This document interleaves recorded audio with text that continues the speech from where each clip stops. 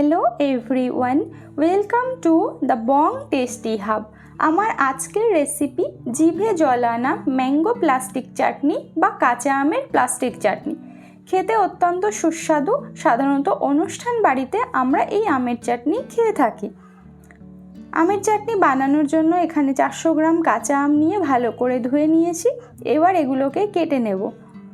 এখানে আমি পাতলা পাতলা করে কেটেছি, আর কাটার সময় খেয়াল রাখতে হবে যেন সবুজ অংশ একদম না থাকে, তাহলে টক লাগবে।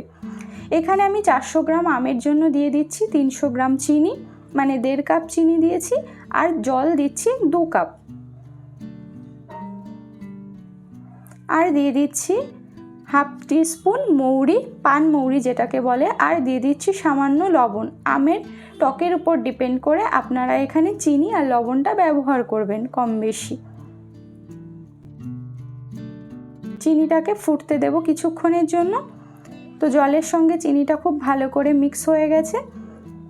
এবার আমি এর মধ্যে অ্যাড করে দিচ্ছি কাজু বাদাম, আর দিয়ে দিচ্ছি কিছুটা কিশমিশ, দিয়ে আবারও কিছুক্ষণ ফুটিয়ে নিতে হবে।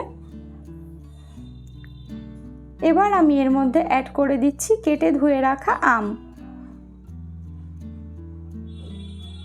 এই রেসিপিটি বানানো কিন্তু খুবই সহজ, আর তেল ছাড়া এই রেসিপিটি বানানো যায়, আর খেতেও কিন্তু অসম্ভব ভালো।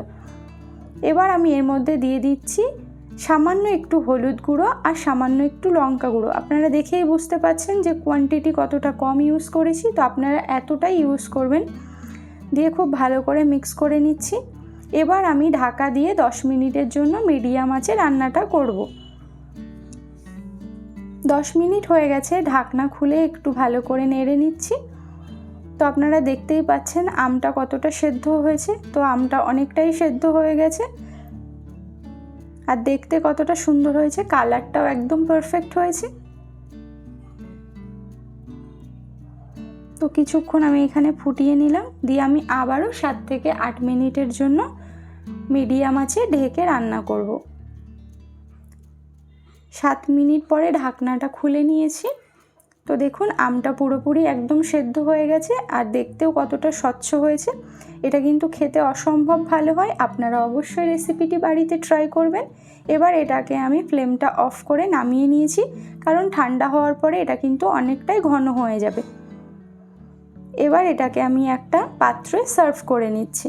তো আমার রেসিপি কেমন লাগলো অবশ্যই কমেন্ট বক্সে জানাবেন। যদি ভালো লেগে থাকে তাহলে একটা লাইক করবেন, শেয়ার করবেন, আর আমার চ্যানেলে যদি আপনারা নতুন হয়ে থাকেন চ্যানেলটিকে সাবস্ক্রাইব করার অনুরোধ রইল।